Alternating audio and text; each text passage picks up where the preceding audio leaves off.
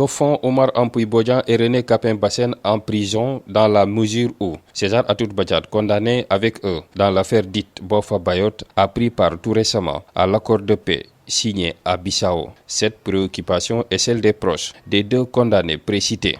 L'opinion veut savoir comment César Atoute Badiate a pu négocier et signer de ses propres mains ces accords de paix selon des sources, alors qu'il fait l'objet d'une condamnation et d'un mandat d'arrêt international lancé contre lui par la justice de notre pays depuis le 13 juin 2022.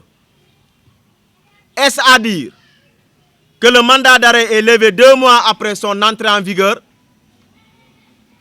A-t-il bénéficié d'une grâce présidentielle?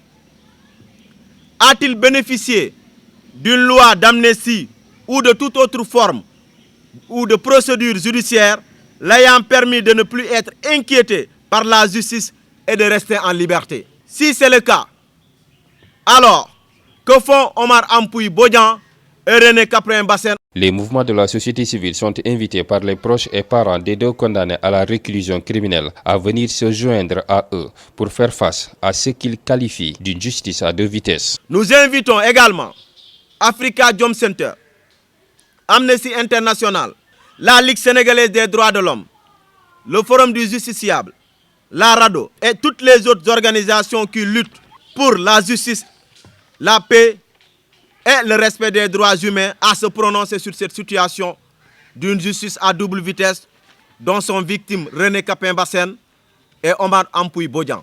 Une marche pour la libération de Ampoui Omar Bodian et de René Capain Bassène est d'ailleurs prévue dans les jours à venir, ceci avec ou sans l'autorisation du préfet de Ziguinchor.